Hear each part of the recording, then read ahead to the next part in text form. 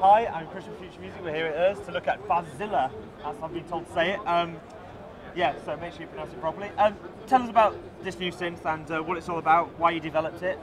Okay, so yeah, actually what it is a 4-oscillator modular FM synthesizer, which also does phase distortion.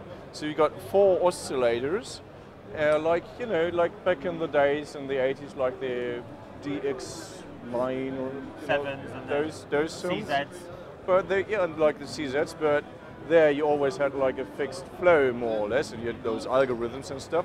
And here you can drag cables anywhere. You know, like Ace, we had this product Ace, and it's a pendant or a companion to Ace, but not with subtractive synthesis, but with FM. And I think nobody has done that before.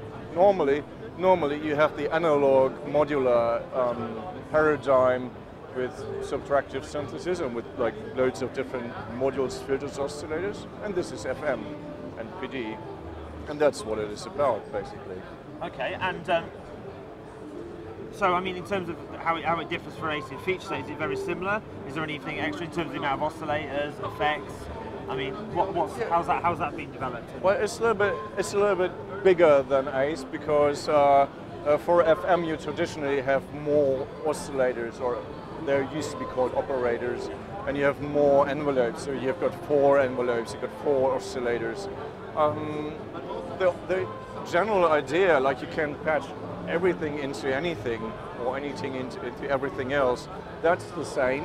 But the range of sounds is completely different. It's not this analog style thing. It's more like you get those DX piano sounds, but you get also really digital, harsh, clean, punchy, everything that you know from this, and also you also get the cheesiness of the phase distortion, and well, it makes a lot of sense. It gets a whole different dimension in Bazille because because of the way you can connect things, literally. And where is it at now? Is it in beta now, or is it available? It has been in alpha since 4 years. Like 4 years ago, I sat there and I basically coded the core of it in 2 weeks. It was one of those manic phases where you just rush through it and you've got a great idea and you want to do it, and there it is, but then no time to actually really finish it. So a couple of months ago, I then said, let's finish it. So we reckon another 2 months, preset design, a bit of touch up on the graphics, but here and there, and it will be a round product and it will be out. And what kind of price are you looking at, or what you like? See, the thing is, it's got a big nerd factor. So it's not just geek, it's nerd.